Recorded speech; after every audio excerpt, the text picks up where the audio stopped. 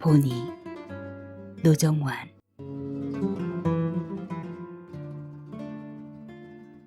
천여 마리의 두꺼비들이 모두 배가 터져 죽은 거죠. 굶주린 까마귀 떼가 원인이 아닐까, 저는 그렇게 추측합니다만, 한편에선 갑자기 늘어난 개체 때문에 종족 보존 차원에서 집단 자살을 감행했다는 설도 있어요. 여기 알토나 지역 호수 근처엔 두꺼비들의 사체가 아직도 많이 널려 있습니다. 원인 분석을 위해 폭사한 두꺼비들을 수거해서 정밀 조사를 벌이다가 우리는 매우 놀라운 사실을 발견했어요. 죽은 두꺼비들은 모두 몸에 구멍이 나 있고 어찌된 영문인지 하나같이 간이 없다는 겁니다. 제가 까마귀의 소행으로 텔레비전에서 흘러나오는 말들이 흥미로워서 자꾸 귀를 기울이게 된다. 사뭇 집중해서 들었던 것일까? 은주는 고개가 앞으로 수그러드는 줄도 몰랐다. 본이를 깎는 손을림도 점점 둔해진다. 뒷덜미가 내려앉을 듯 무겁다. 사타구니 사이에 플라스틱 함지를 밀어낸 뒤 뻗치고 앉았던 다리를 끌어당긴다. 참았던 비명을 내지르듯 따닥 뼈마디 꺾이는 소리가 들린다. 저절로 입이 벌어진다. 손가락, 손목, 무릎, 목덜미, 팔은 갖가지 통증에 은신처가 된 지 오래였다. 특히 칼을 쥘 때 가장 힘이 많이 들어가는 오른손 둘째 손가락은 펴면 구부르기 힘들고 구부렸다가 펼 때는 생으로 분지르는 것처럼 아팠다.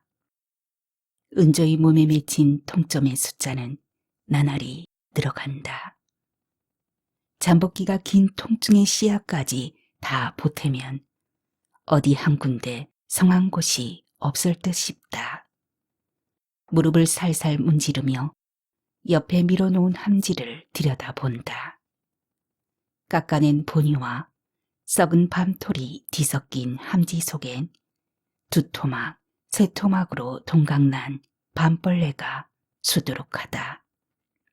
토막난 채 꿈틀대는 밤벌레처럼 느릿느릿 텔레비전을 훑는 은조의 시선. 호숫가 부근에 널린 두꺼비의 사체에서 간이 사라진 이유를 추측하는 사람들의 의견은 여전히 분분하다. 화면을 가득 채운 호수의 수면은 잔잔하고 검푸르다. 잔잔하게 빛나는 호수의 수면을 박차며 까마귀 몇 마리가 사납게 날아오른다. 흔들린다. 파문이 번지는 호수처럼 은저의 몸에도 한 차례 떨림이 지나간다. 까마귀 울음소리, 사람들의 놀란 듯한 목소리가 그녀를 에워싼다. 까마귀를 범인으로 지목한 수의학자의 인터뷰는 계속된다. 그는 손가락으로 호수 부근의 넓은 땅과 허공을 번갈아 가리킨다.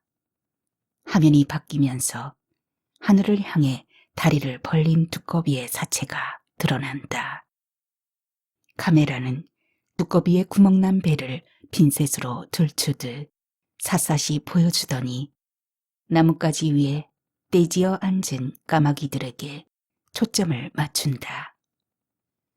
우리 눈으로 이 모든 과정을 직접 보지는 못했지만 정말 놀랍고 기이한 일이 벌어진 거죠. 수의학자는 거듭 기이함을 강조했으나 은조는 기이하다기보다 불길한 느낌이 든다.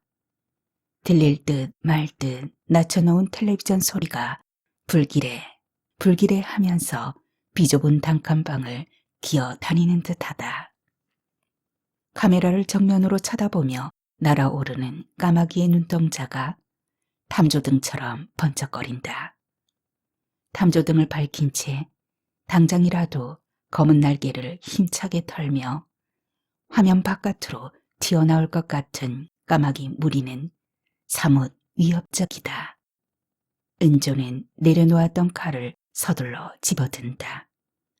함지 속의 밤벌레들은 사방팔방 필사적으로 버둥거린다. 매일 심드렁하게 보아 넘기던 것이라 새삼스러울 것도 없는데 오늘따라 유난히 언짢다. 두꺼비 때문인가? 까마귀로부터 자신을 방어하고 위협하기 위해 끊임없이 배를 부풀렸던 두꺼비.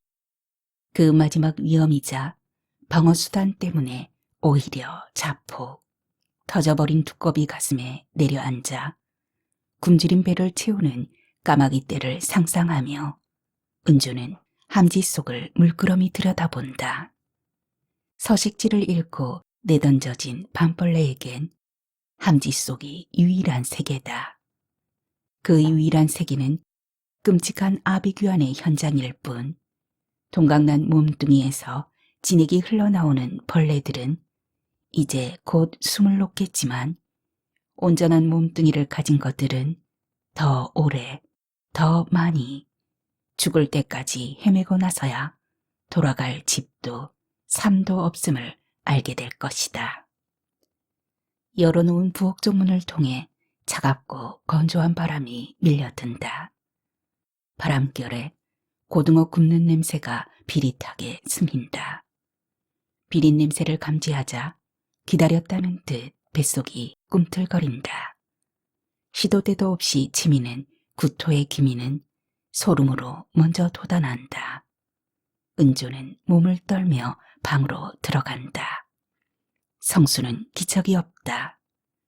벽을 향해 웅크린 채 잠든 아이를 보자 체한 것처럼 명치가 답답하다. 친구들과 놀면서 햄버거를 사 먹었다더니 저녁도 먹지 않고 골아 떨어졌다. 어디에서 어떤 놀이에 그토록 열중하다 온 것인지 도무지 말이 없는 아이. 아이는 이미 은조가 모르는 낯선 곳으로 가고 있는 듯하다. 어쩌면 부모 곁에서 얼씬되고 싶지 않은 속내를 친구들과 어울려 놔두는 것으로 눈치껏 내색하고 있는지도 몰랐다. 언제부턴가 아이는 일부러 벽에다 붙들어 맨 듯 저렇게 꼼짝하지 않고 잔다. 편하게 반드시 누워서 자라고 일러도 듣지 않았다. 은조의 잔소리에 뒤척거리던 아이는 잠이 들자마자 도로 새우처럼 몸이 꼬부라졌다. 내 활개는커녕 아무렇게나 처박아둔 보퉁이처럼 구겨져 잠든 아이의 모습을 보고 있으면 은조의 몸 안에선 자글자글 물 끓는 소리가 들렸다. 그런 식으로 얼렁뚱땅 이사를 하는 게 아니었다. 이곳으로 이사를 한 뒤부터 성수는 곧잘 투정을 부렸다. 방에서 이상한 냄새가 나요. 아이는 숫째 코를 싸지며 하루에도 몇 번씩 같은 말을 되풀이했다. 불만과 짜증이 가득한 표정이었다. 은조는 아이가 그렇게 말할 때마다 괜스레 제 팔뚝을 감싸거나 뺨을 문지르며 딴청을 피웠다. 채취를 지우고 싶었다. 한약을 타려서 마구 들이마셨다. 흑염소 중탕도 주문했다. 어느 순간 몸이 완강하게 거부했다. 차라리 정체를 알 수 없는 냄새에 집이 되는 게 나을 지경이었다. 데운 중탕의 냄새는 더더욱 견딜 수 없었다. 머그잔만 봐도 구역질이 치밀었다. 노린내와 비린내, 구린내, 집안에 떠돌던 온갖 악취가 다 녹아든 것 같았다. 어미 발치에 무릎을 꿇고 젖을 빨던 새끼 염소의 냄새, 불에 그슬려 오그라든 머리카락 냄새, 몸뚱이가 점여진 채 입만 끔뻑이는 광어 냄새. 삶과 죽음의 온갖 냄새가 머그잔 속에서 회오리를 일으켰다. 은조의 뱃속에서도 거친 회오리가 일었다. 달없는 밤길을 걷듯 자꾸만 발밑이 내려앉았다. 눈을 감으면 복숭아 씨앗 터지듯 톡톡 터지고 번지는 빛의 알갱이들이 한꺼번에 달려들었다. 냄새의 덩어리 또한 맹렬한 기세로 목구멍을 되짚어 기어오르기 일쑤였다. 이사 오던 날부터 성수는 냄새에 민감하게 반응했다. 이삿짐을 정리하고 늦은 저녁을 먹는데 시무룩한 표정으로 아이가 먼저 숟가락을 놓았다. 남편이 아이의 밥그릇을 넘보며 깨끗이 비울 때까지 수저를 놓으면 안 된다고 다그쳤다. 반찬에서 이상한 냄새가 난다며 아이는 울먹였다. 은조는 아이의 등을 쓸어주며 달랬다. 반찬에서 나는 냄새가 아니야. 우리 부엌이 좀 그래서 그래. 은조는 아이와 제 자신에게 다짐하듯 괜찮을 거라고 거듭 다독거렸다. 돌이킬 수 없으니 후회조차 사치였다. 변들이라서 좀 외지긴 해. 그래도 집 뒤가 바로 산이니 공기 깨끗하고 환적해서 좀 좋아. 5년만 살면 32평 아파트로 이사 갈 거니까 불편하더라도 그때까지만 참자. 계약하고 온 남편의 말을 듣긴 했으나 부엌도 제대로 갖추지 못한 단칸방이라곤 생각도 하지 못했다. 기다란 방 하나를 나누어 칸막이로 분리한 뒤 종이장 같은 미닫이 문으로 막아놓은 방의 구조는 사실 단칸방이나 다름없었다. 부엌은 더욱 어설펐다. 거물 외벽 통로를 막아 얼기설기 지주를 세우고 루핑을 덮은 다음에 키 작은 찬장과 싱크대를 들여놓은 것이 전부였다. 옹색한 부엌벽엔 부옇게 들뜬 횟가루가 금방이라도 떨어져 내릴 것처럼 푸스스한 데다 바닥에는 푸세식 정화조, 탱크 뚜껑이 덮여 있었다. 화장지를 사들고 찾아온 순애는 벌어진 입을 다물지 못했다. 자신은 돈을 주면서 살라고 해도 싫은 곳이라며 차라리 거리에 나앉으면 그렇다고나 여길 일이지만 어떻게 돈 들여서 제 식구를 그런 곳에다 데려다 놓을 수 있는지 이해할 수 없다고 했다. 은조는 정화도 뚜껑을 밟고 서서 김치찌개와 된장찌개를 끓이고 달걀찜 혹은 나물을 무쳤다. 아이는 맡김이 아니면 밥을 먹지 않았다. 남편은 아이의 목까지 먹어치웠다. 그러곤 자신의 선택이 최선이었음을 강조했다. 살고 있던 2층 독채 전세를 빼고 약간의 대출을 보태서 개인 택시를 장만하고 나니 남은 돈으로 구할 수 있는 집이 없더란 말만 되풀이했다. 남편이 약속한 5년이란 세월은 밑도 끝도 없이 아득했다. 까마득하게 먼 그 약속의 시간은 하루하루 당겨지는 게 아니라 영원한 미궁을 향해 흐르지나 않을까 미심쩍었다. 그런 불길한 예감에 옥죄일 때마다 은조는 오는지 가는지 보이지도 않는 시간의 허리를 비틀어 매듭이라도 짓고 싶어 허둥거렸다. 그러나 그럴 필요가 없었다. 은조가 애쓰지 않아도 밤낮은 거르지 않고 반복되었다. 사흘 동안 밤이었던 적도 없었고 엿새 동안 낮이었던 적도 없었다. 변함없이 반복되는 시간을 가늠하며 저녁밥을 지었고 밤이 되면 일찍 잠자리에 들었다. 푸르스름한 새벽에 일어나 아침밥을 지을 때마다 달력의 날짜를 확인했다. 어쨌든 시간은 미래를 향해 가고 있는 것이 틀림없었다. 그걸 증명이라도 하듯 이사 올 때 초등학교 1학년이던 성수는 어느덧 6학년이 되어 있었다. 밤토를 뒤적여 씨알이 굵은 것만 골라 보니를 벗긴다. 오른쪽에서 왼쪽으로 모서리부터 둥글게 돌려가며 갈색 보니를 벗기자 흰 띠를 두른 듯 본 속살이 드러난다. 다시 앞뒤를 번갈아 위에서 아래로 정확한 두께와 각도를 유지하며 깎아낸다.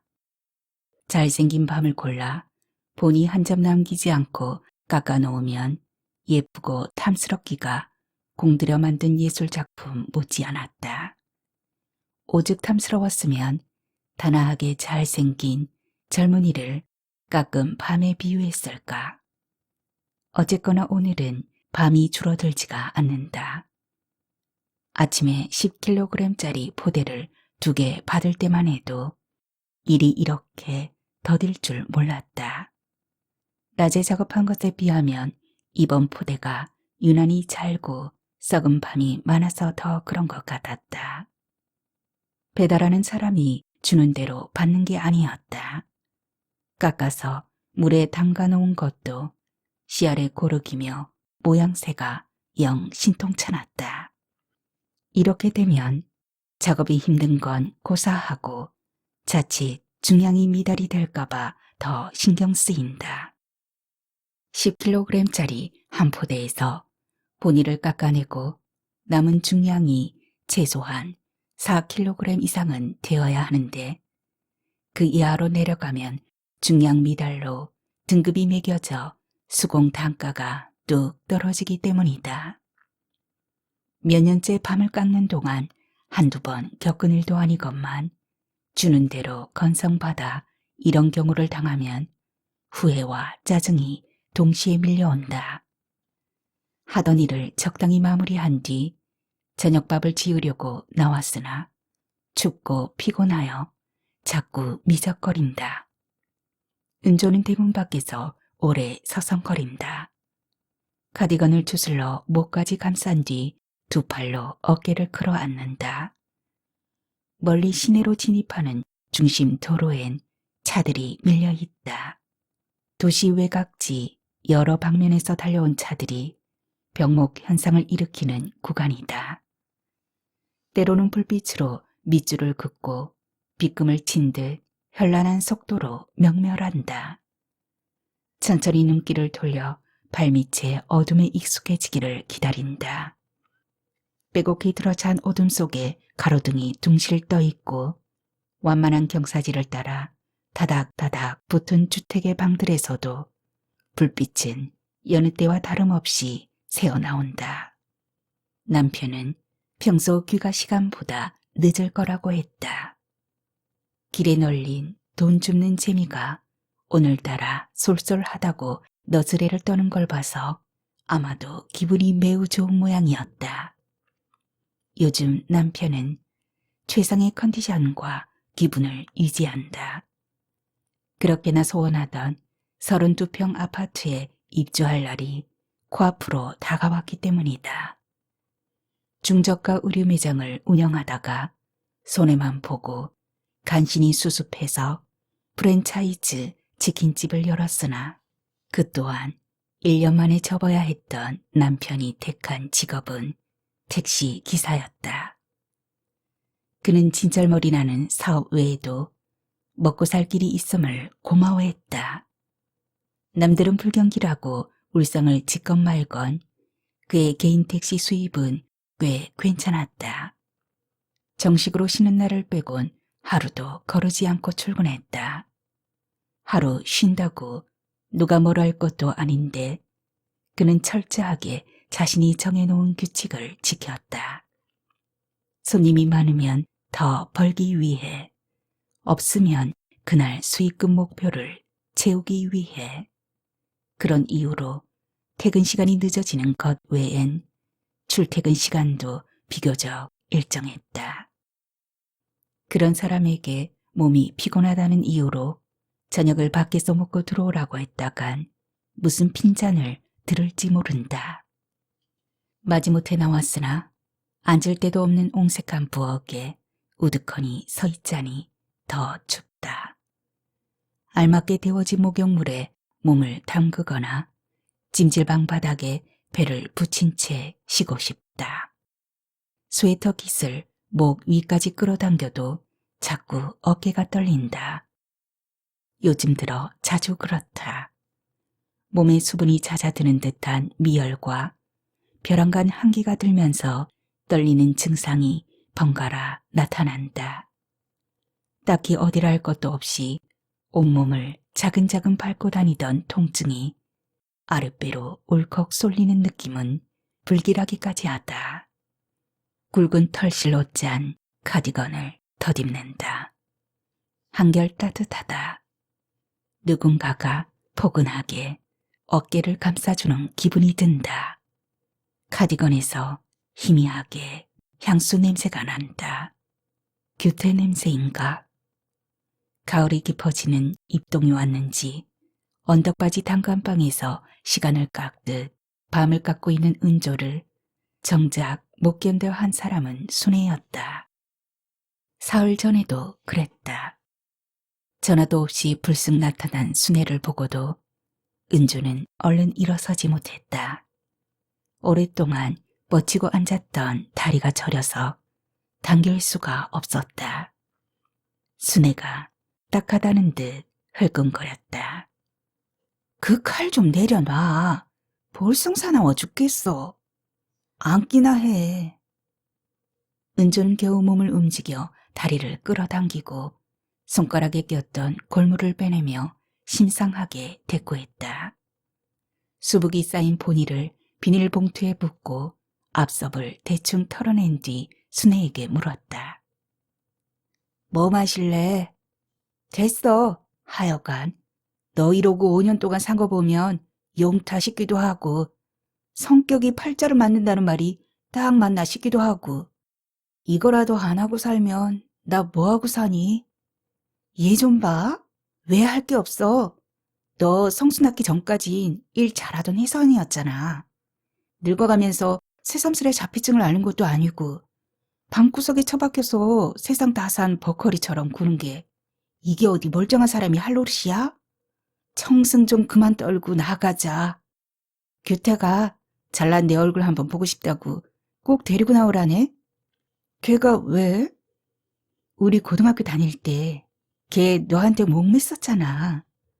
동창회 가면 아직도 네 안부부터 묻고 첫사랑 어쩌고 들먹이는 꼴이 아주 일편단심 민들레지 뭐. 순애가 서두르며 은조의 등을 밀었다. 화장을 안 하니 외출할 준비를 할 것도 없이 양치질만 하면 그만이었다. 순애와 규태가 전화로 약속 장소를 정하고 농담을 주고받는 것을 귓등으로 들으며 은조는 이빨을 닦았다. 꼼꼼하게 칫솔질을 하고 구토를 참으며 혀뿌리까지 깨끗이 닦아냈다. 도대체 당신 입속엔 뭐가 그렇게 닦을게 많은 거야? 남편은 길어지는 은조의 칫솔질에 짜증을 내며 서둘러 자신의 볼일을 봤다. 무단 침입한 도적처럼 함부로 은조의 입안을 휘젓는 남편의 혀엔 들척지근한 지약 성분이 남아있기 일쑤였다. 그 깨름직한 역겨움은 정말이지 참기 힘들었다. 멀리 멀리 침을 뱉듯 남편의 혀를 밀어낸 뒤에도 역겨운 냄새는 가시지 않았다. 은조의 양치질 시간은 날이 갈수록 길어졌다. 시간을 들이고 정성을 들였다. 물때가 낀 주황색 물바가지를 기울여 와르륵 헹구고 끝내버리는 남편의 양치질을 혐오하면서 그 대신 부엌 바닥에 쭈그리고 앉아 해치우는 뒷물이란 빠르면 빠를수록 좋았다. 기다리다 지친 남편의 성급한 몸짓에 따라 아무렇게나 흔들리면서도 은조는 깨끗하게 닦은 입만은 굳게 다물고 버텼다. 순애를 따라 저수지가 내려다 보이는 호젓한 전원 카페에 도착한 건 해걸음 무렵이었다. 규태는 이내 은조를 알아보았고 은조 역시 그랬다. 희고 갸름한 얼굴에 가느다란 금태 안경을 쓴 규태는 얼핏 섬세하고 여성적인 느낌이 들었다. 오랜만에 만난 친구들끼리 의뢰 주고받는 인사들, 아이가 몇이고 무슨 일을 하면서 사냐는 이야기들이 오갔다. 규태는 순애원 동창에서 몇 번 만나서 그런지 한결 허물없이 굴었지만 은조에겐 그러질 못했다. 자신의 신변에 관한 이야기들을 조금씩 늘어놓던 규태가 뜬금없이 은조에게 물었다. 행복해? 넌 누구에게나 그렇게 상투적으로 묻니? 아니, 그건 아닌데 네 얼굴이 내가 생각한 것보다 많이 다른 것 같아서. 은조는 규태의 얼굴에다 팽팽하게 시선을 고정시켰다. 과잉방어였다. 사납게 얽혀드는 마음자리에서 온갖 생각들이 들끓었다. 그악스럽게 솟구치는 감정의 불길을 눌러 밟듯 은조는 규태를 오래 쏘아보았다. 얘가? 사람 무한하게 그만 좀 쳐다봐. 순애가 안절부절 못하는 규태의 표정을 살피며 은조의 옆구리를 찔렀다.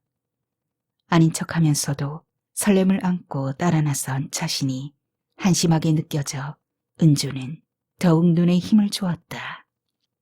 두 친구가 은밀히 주고받는 눈길에 갇힌 듯한 기분을 느끼기 싫어서라도 은조는 카페라떼 한 잔을 다 마시기도 전에 일어났다.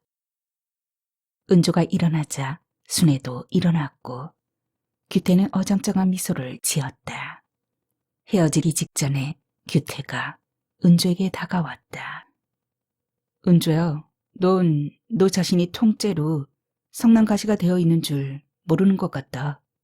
모조리 찔러 버릴 테다 벼르는 것처럼 가팔라 보여서 기분 나쁘게 했다면 미안하다. 누구든 걸리기만 하면 단숨에 찔러버릴 가시로 변해간다는 걸 은조라고 모를 리 없었다.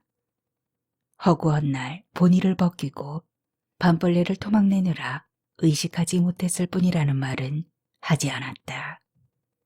은조는 대답하지 않는 것으로 규태의 사과를 부정했다. 순애는 은조를 바래다주며 무슨 얘긴가를 계속했다. 귓등을 스치며 비껴가는 말이라 덤덤했다. 반응 없는 은조를 상대로 혼자 떠들던 순애가 발끈 나섰다. 옆에 사람을 두고도 생각이 어디 그렇게 구말리를 뻗칠까. 하여간 너 성질 한번 희한한 건 알아줘야 해. 순애에게 미안하긴 했으나 잠자코 있었다.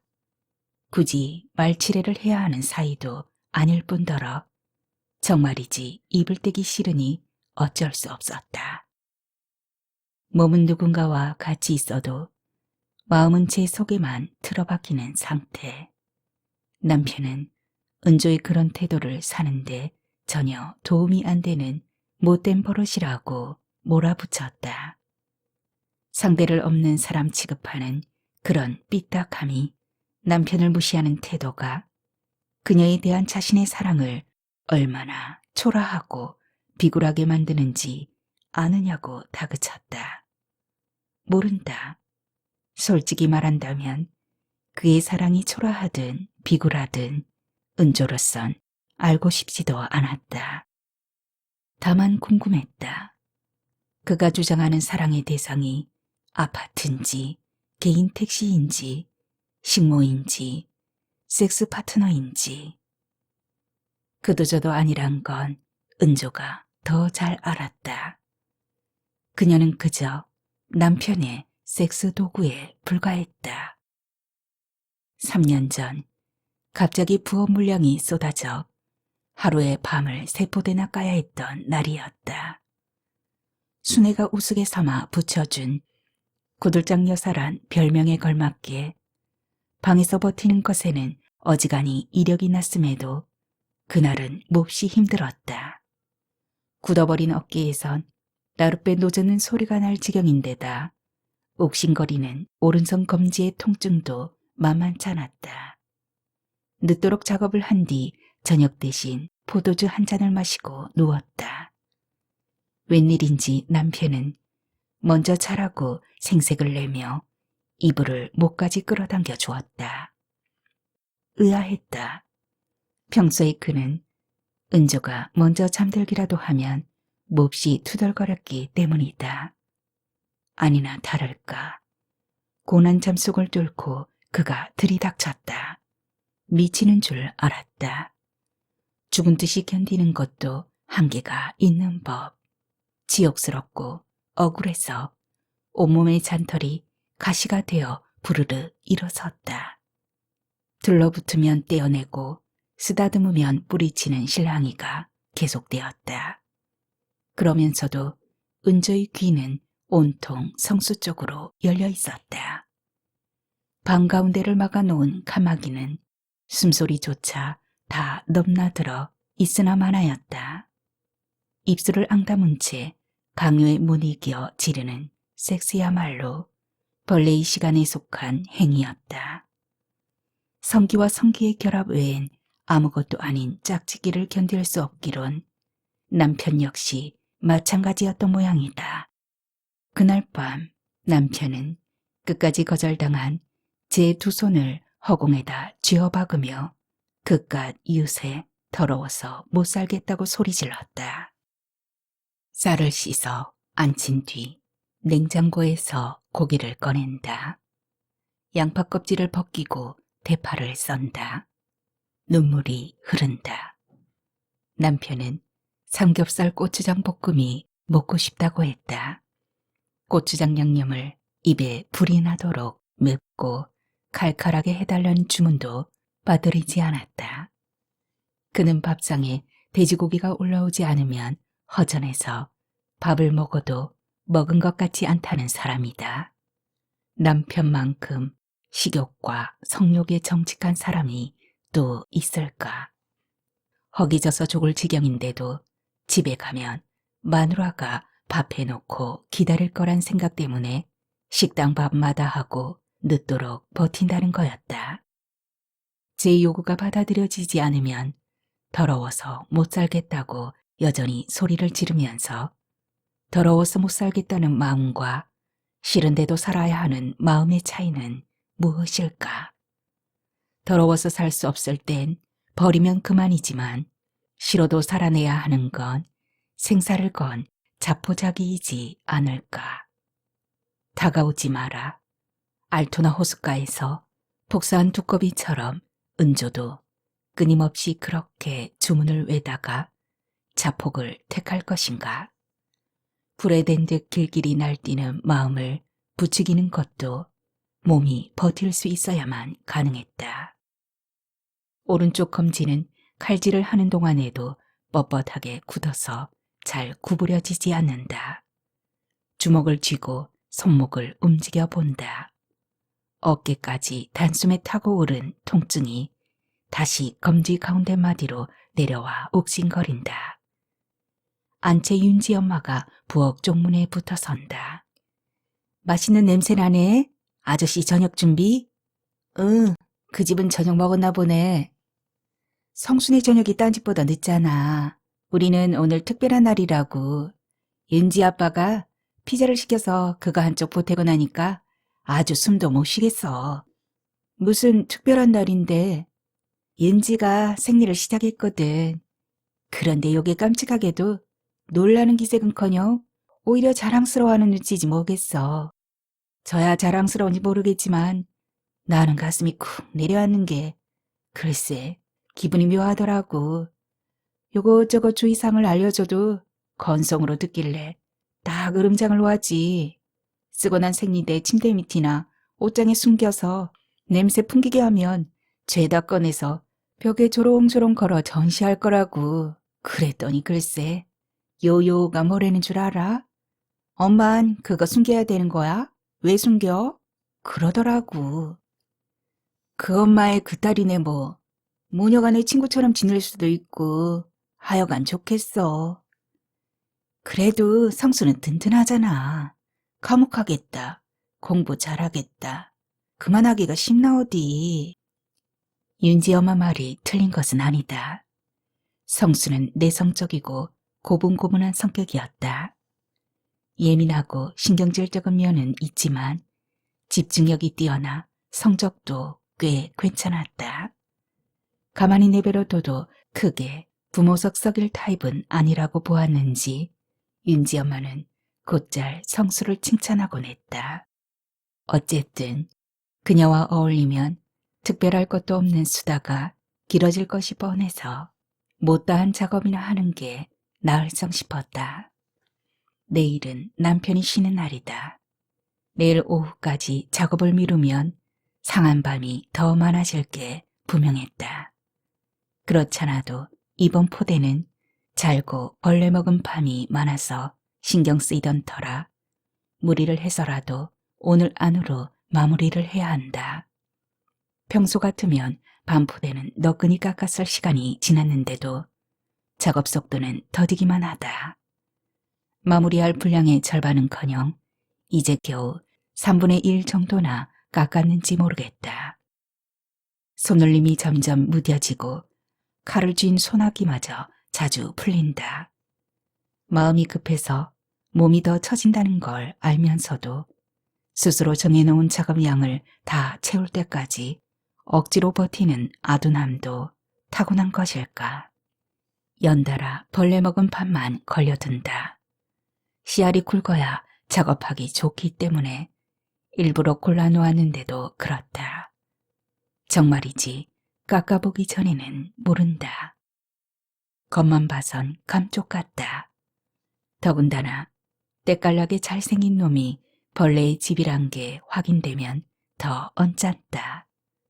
그럴 경우 은조는 칼끝으로 밤의 속살을 헤집으며 벌레를 잘디잘게 토막낸다.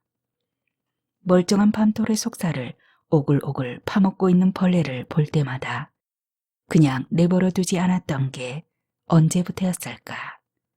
한꺼풀 본의를 벗기듯 무심하게 몸뚱이를 잘라버리는 것은 물론 어쩌다 살아남은 것들에게도 가차없이 칼을 들이댔던 시간. 그 겹겹의 시간은 늘 지금 이 순간에 포개져 분리되지 않는 하나의 장면으로 떠오른다. 뱃속 깊은 곳에서 서서히 구역질이 올라온다. 끼니를 잇는 둥 마는 둥 며칠 굶었는데도 배고픈 줄을 모르겠더니 새삼 허기져서 그런가. 버둥거리는 밤 벌레를 향해 겨누었던 칼을 신문지에 싸며 한숨을 쉰다. 살아남든 두 동강이 나든 어차피 내일 아침이면 까치나 까마귀의 밥이 될 것들이다. 목덜미가 선뜩해서 만져보니 식은땀이 촉촉하다. 오랫동안 똑같은 자세로 일을 하고 나면 몸이 굳어버려 마치 아기가 맞지 않는 문짝처럼 뻣뻣해진다. 허리를 고추 세우고 똑바로 앉는다. 그런 자세로 한참 동안 어깨를 풀고 목을 움직이며 손발을 주무른다. 어긋난 문짝 아기 맞추듯 스스로 개발한 일종의 마무리 운동이다. 깎은 밤을 담가놓은 물이 어느새 뿌옇게 변했다.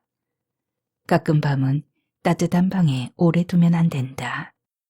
색깔도 빨리 변하고 신선도도 떨어지니 찬물에 담가서 바깥에 내놔야 한다. 나른한 몸으로 뒷정리를 하자니 귀찮고 번거롭다. 그나마 성수가 자고 있어서 다행이다. 아이는 은주가 하는 부업 중에서 밤 깎는 걸 가장 싫어했다. 이유는 밤 냄새가 싫다는 거였다. 잘생긴 밤을 골라 예쁘게 깎은 뒤에 내밀어도 아이는 고개부터 저었다. 외려 얼굴을 찡그리며 이상한 냄새가 난다고 투덜거렸다. 이해할 수 있었다. 싫은 사람과 마주보면 저절로 고개가 돌아가고 미간이 찌푸려지는 것이나 뭐가 다를까 싶었다. 아이를 생각해서 환기에 각별히 신경을 쓰긴 했으나 부업을 그만둔다면 몰라도 이미 비어버린 냄새까진 어쩔 수 없었다. 좋지 않은 냄새는 더 강한 냄새로 잡아야 한다며 이틀이 멀다 하고 한약을 다렸던 시절, 부질없이 애쓰던 그 시기가 지나고 나자 은조는 냄새를 방치해버렸다.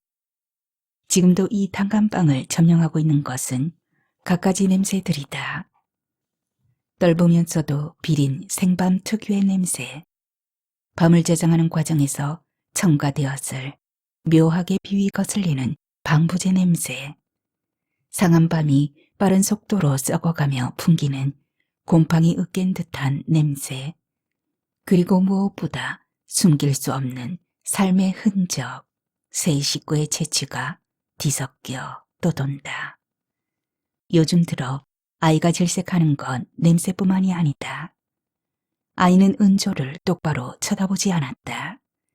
그녀의 눈길을 피하는 이유가 훌쩍 커버린 키 때문이라고, 서로의 달라진 눈높이 때문이라고 억지를 부리고 싶은 심정이었다. 한번 안아보자, 내 아들. 은조가 그렇게 너스레를 떨면서 다가가도 아이는 슬그머니 궁둥이를 빼며 고개부터 돌렸다. 거절당할 때마다 은조는 제 자신이 더러운 수조에 방치된 채 썩어가는 물고기 같아서 숨을 참아야 했다. 어쨌든 새 식구가 숨쉬고 먹고 자면서 뿜어내는 냄새를 감당하기엔 방이 너무 비좁다는 것, 그것만큼은 틀림없는 사실이었다. 까치 2마리가 종종 걸음으로 마당을 맴돈다. 햇살도 부드럽다. 며칠째 선뜻한 냉기를 머금은 대기에 움츠렸던 끝이라 부드럽게 펴지는 햇살이 나른하게 느껴진다. 어서 빨리 마당에다 푸른색 비닐 커버를 펼치고 보니를 널어달란 듯이 지붕으로 마당으로 오르내리는 까치들의 날갯짓이 부산스럽다. 보니를 헤집어 밤불 내며 부스러기를 쪼아먹는 까치를 보는 것도 올해가 마지막이다. 설거지를 막 끝낸 듯 붉은 고무장갑을 털며 윤지 엄마가 마당으로 나온다. 이사가면 쓰던 장롱 어떡하려고. 글쎄, 새 집에 저걸 끌고 갈 수도 없고. 윤지네 장롱 리폼한다더니 어때? 그런 대로 괜찮아. 대변신이라더니 정말 그랬다. 갈색 장롱의 변신은 놀라웠다. 환한 아이보리색 바탕에 연한 핑크 문양을 넣고 멋스럽게 크랙 처리까지 한 장롱은 새 것과 다름없다. 도금 처리된 날씬한 디자인의 손잡이를 만져보며 은조는 자신이 얼마나 그런 류의 일상적인 아름다움과 동떨어져 살았던가를 새삼 깨닫는다. 문갑 위에 가지런히 놓인 기초 화장품과 갖가지 색조 화장품들을 모아놓은 예쁜 바구니가 눈에 들어온다. 크리스탈 꽃병에 꽂힌 한 송이 장미, 그 옆엔 은박지 주름 치마를 입은 앙증맞은 초콜릿 케이크가 놓여있다. 아몬드 조각이 뿌려진 케이크 위에 깃발을 세우고 선 초록별과 빨강별, 연노랑 둥근 달에 하트와 함께 새겨진 글씨는 결혼기념일을 축하한다는 내용이다. 은조에게도 한때는 익숙했던 방의 풍경이나 이젠 낯설기 그지없다. 다시 그 방으로 돌아갈 수 있을까? 변하는 진정으로 바라는 자에게만 주어진다고 하던데 은조는 그 말의 의미를 헤아려 본다. 남편과의 관계에서 요구와 거부가 팽팽히 엇갈릴 때는 그래도 희망이란 것이 있었다. 희망을 버리지 않았을 때는 하루가 멀다 하고 싸웠다. 육탄전이든 말싸움이든 치열했다. 서로의 등을 보고 개처럼 찢어대다가 힘에 붙이면 쓰러졌다. 쓰러진 은조를 그가 덮쳐 눌렀다. 겁에 질린 아이는 주눅든 강아지보다 더 불쌍했다. 그러던 어느 날 나무 등걸에 붙은 매미 허물처럼 벽을 안고 자던 아이가 밤중에 일어나 마당을 헤매는 일이 생겼다. 가위 눌렸는지 꿈의 연장인지 헛소리를 하며 울었다. 아침에 일어난 아이는 전날 밤의 일을 전혀 기억하지 못했다. 무슨 영문인지 모르기는 어른도 아이도 마찬가지였다. 은조는 희망도 전의도 다 상실했다. 가슴 속에 부리만 거대한 새 한 마리가 둥지를 틀었다. 그 새는 틈만 나면 은조의 심장을 쪼고 파먹었다. 성수 얘기를 하며 남편에게 매달렸다. 투쟁하는 대신 매달리고 엎드렸다. 아파트도 싫고 돈도 싫으니 지금 당장 제대로 된 2칸짜리 방으로 이사를 가자고. 그러나 남편은 은조를 어른 앞에서 떼쓰는 철딱서니처럼 여겼다. 그가 오히려 은조에게 사정했다. 우리도 다 그렇게 컸어. 솔직히 성수 신경 쓰이긴 해도 당신만 협조 잘하면 문제 생길 일 전혀 없잖아. 그런데 무슨 싸움닭도 아니고 당신 나한테 왜 그렇게 덤비는지 나도 정말 스트레스 쌓여 죽겠어. 입만 떼면 싫다 못한다. 안 한다고 덤비니 내가 무슨 호라비도 아니고 그게 어디 말이나 돼? 세상 사람들한테 다 물어봐라. 막말로 그 짓 안 하고 사는 인간들도 있는가?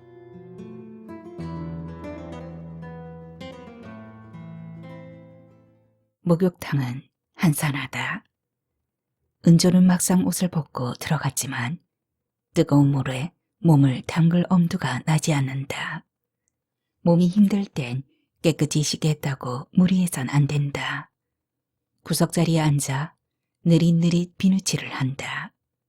알맞게 온도를 맞춘 샤워기의 물줄기는 편안하고 기분 좋다.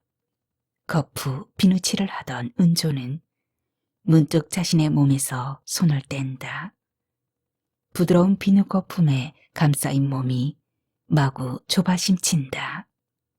젖가슴은 팽팽하게 부풀고 두 다리는 힘껏 포개진 채 어딘가로 아득하게 떠내려가는 중이다. 은조는 막막한 심정으로 자신을 내려다본다.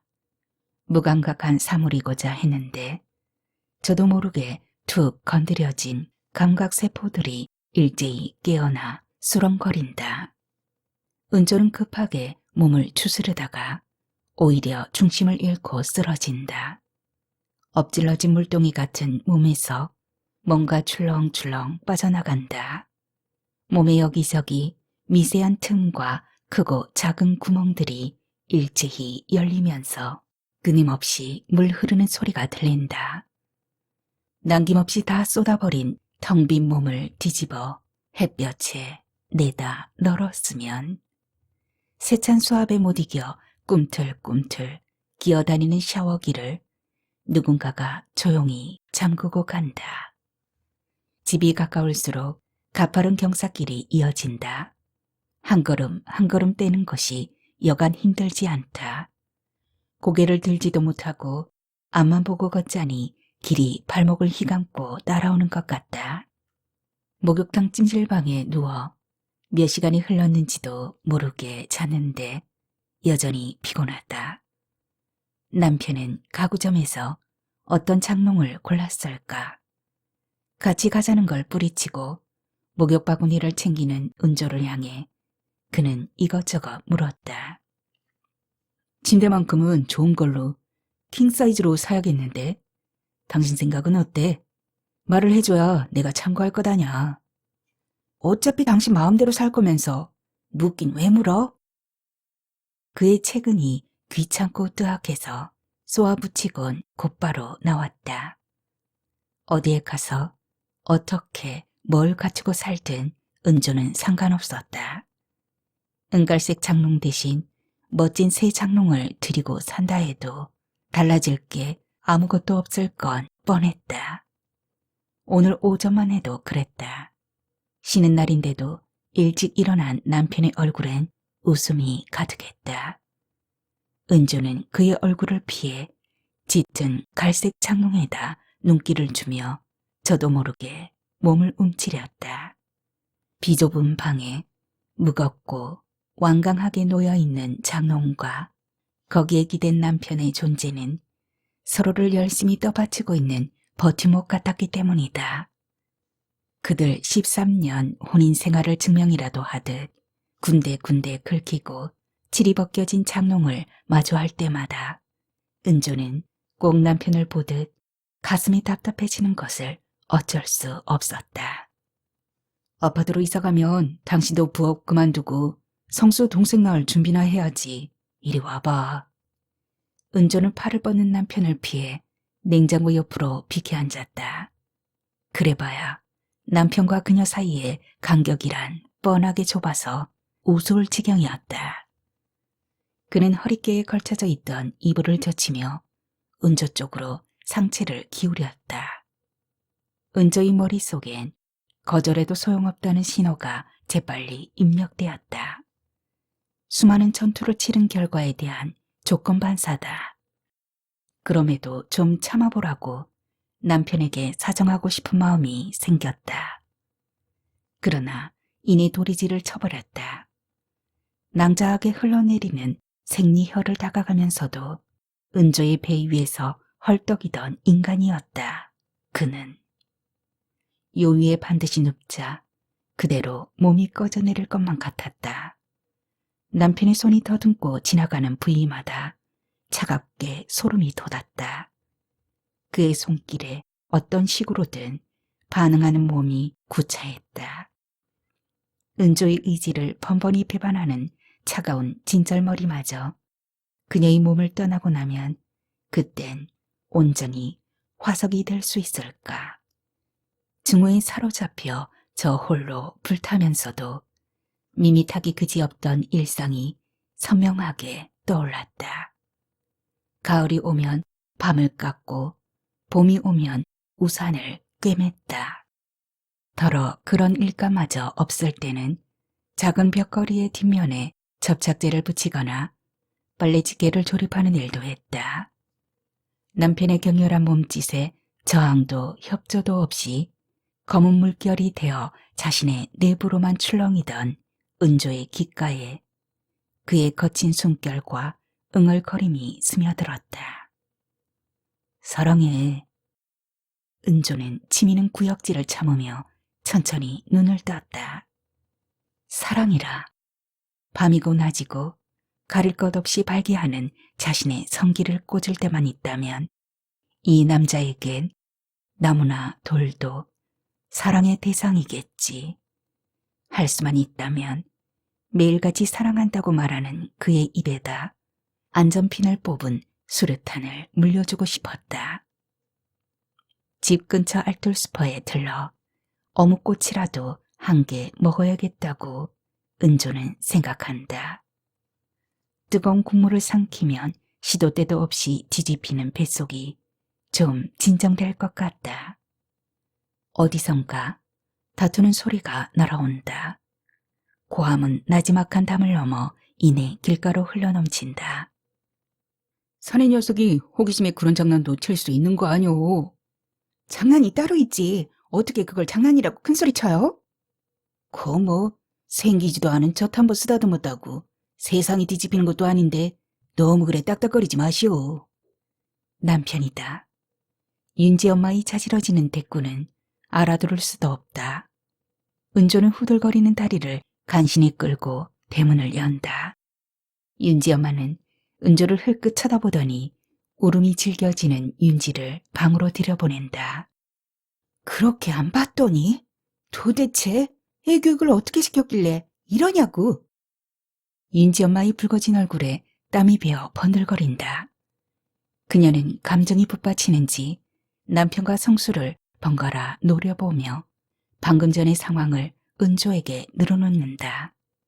우리 은지가 책 보다가 잠이 들었는데 누가 가슴을 만지는 느낌에 깨어나 보니 성수 제가? 아휴, 기가 차서 말이 안 나와. 인지가 화를 내니까 세상에 사랑해서 그랬다나 뭐라나. 더 웃긴 건 아저씨잖아. 사내 녀석이 그만 일로 병신같이 운다고. 좋아하는 가시나 젖 한 번 만진 게 어디 울 일이냐고. 은조는 차마 성수를 쳐다볼 수 없다. 눈길 둘 데 없는 은조의 처지를 헤아리듯 까마귀 몇 마리가 나뭇가지를 박차며 지붕으로 날아오른다. 마당과 지붕 사이에 아슬아슬하게 걸리는 계단, 허공의 롤러코스터, 춤추는 계단의 난간을 잡고 부들부들 떠는 은조의 손등을 까마귀들이 마구 쪼아댄다.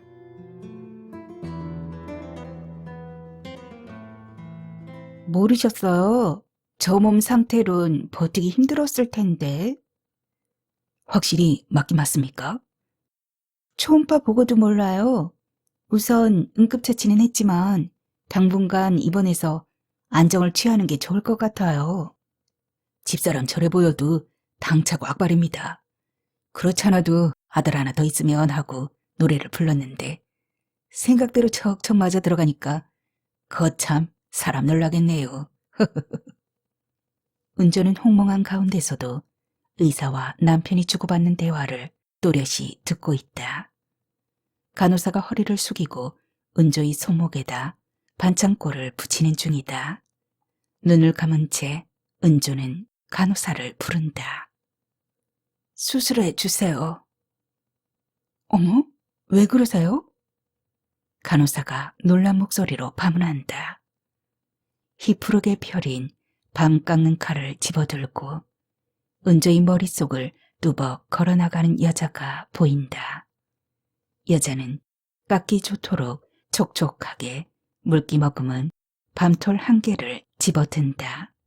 한꺼풀 본의를 벗긴다. 이건 좀 심하다. 벌레 구멍이 3개씩이나 있다니. 꿈틀거리며 안으로 파고드는 밤벌레가 보인다. 단숨에 잘라버린다.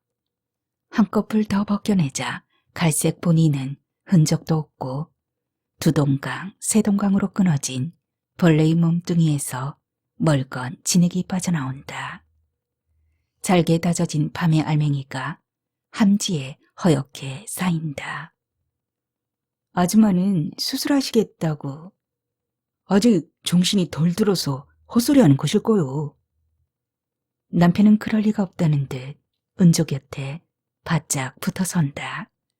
그는 침대 아래로 늘어뜨려진 그녀의 팔을 거두어 담요 밑에다 넣어준다.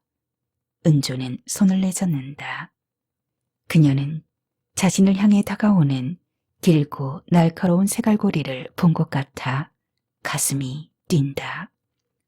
시침을 뚝 떼고 다가드는 그것은 축축하고 차갑다. 갈고리에 꿰인 듯 은조의 손은 아직도 그에게 잡혀 있다.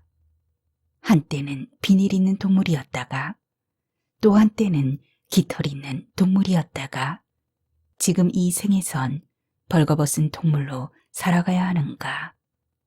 은조는 마음속으로 뜬금없이 중얼거린다. 몇 생을 거듭해도 지워지지 않을 축축하고 차가운 기억들이 한꺼번에 떠올라 메마른 침만 자꾸 삼킨다. 빠져나가려는 그녀의 손을 결박하듯 남편은 더욱 소나기에 힘을 주며 속삭인다. 당신 이번에도 틀림없이 아들 낳을 거야. 발목에 잠긴 밧줄인지 목에 걸린 쇠줄인지 올가미 같은 남편의 속삭임이 그녀를 덮친다. 한겹 눈꺼풀이 절벽처럼 막아선다. 캄캄하다. 절벽 바깥인지 아닌지 아무것도 분간할 수 없다. 부리만 거대한 검은 새들이 깨어나 날개 터는 소리 사방에 자욱하다. 간간히 하복부를 찌르는 옅은 통증이 감지된다. 뱃속의 생명이 보내는 보호받고 싶다는 신호가 아무리 절실해도 은조의 감정은 매몰차고 완강하다. 상처투성이로 시작되는 성수의 사춘기에 생각이 미치자 은조는 오히려 새로운 존재에 대해 걷잡을 수 없는 분노를 느낀다. 망설이지 말고 가차없이 오직 그 생각만이 은조를 사로잡는다. 눈 좀 떠봐. 괜찮아? 남편의 부름에 맞춰 은조는 또렷이 눈을 뜬다. 죽음의 호숫가를 배회하는 까마귀의 탑조등 같은 눈빛이 은조를 내려다본다. 방어도 위협도 할 수 없는 그녀의 가슴 속에선 증오를 불쏘시개 삼아 인걸불이 타고 있다. 엉거주춤 은조를 들여다보는 남편의 얼굴엔 뜻밖의 성취를 자축하는 티가 역력하다. 은조는 의사를 돌아보며 목소리를 가다듬는다. 제가요, 제 아이가 보는 데서 강간을 당했습니다. 예? 의사는 반문과 동시에 황급히 남편을 돌아본다. 간호사는 허둥거렸고 남편은 눈꼬리를 치켜 세운다. 그들은 동시에 침묵한다. 은조는 어깨까지 덮었던 담요를 내리고 애써 상체를 일으킨다. 간호사가 은조의 등을 받쳐준다. 잠시 생각을 가다듬는다. 타인을 배려하기 시작하면 내 삶이 불행해진다는 사실을 바로 당신이 가르쳐주지 않았던가. 은조는 왼쪽 손목에 꽂힌 링거 주사 바늘을 빼내며 똑바로 남편을 가리킨다. 저 인간, 아니, 저 짐승이 제 아들이 보는 앞에서 저를 강간했어요. 제 아들은 오늘... 지혈이 되지 않는 손목에선 피가 흐른다. 다 자라서도 필경새우처럼 등이 구부러지거나 눈빛이 음습해질 성수를 생각하자 목소리에서도 새빨간 피가 흘러내릴 것만 같다. 남편의 얼굴이 순식간에 거무죽죽하게 변한다. 무너지기 직전에 동굴처럼 뻥 뚫린 그의 입에서 외마디 말들이 튀어나와 나뒹군다. 몸부림치는 은조를 한사코 찍어 누르던 남편이 흠칫 몸을 떨며 무릎을 꺾는다. 은조는 본다. 텅 빈 제 몸을 열어젖히고 뚜벅 걸어나가는 여자를. 새파랗게 날선 칼을 켜는 채 불덩어리처럼 생생하게 걸어나가는 그 여자를 은조는 제 두 눈으로 똑똑히 보고 있었다.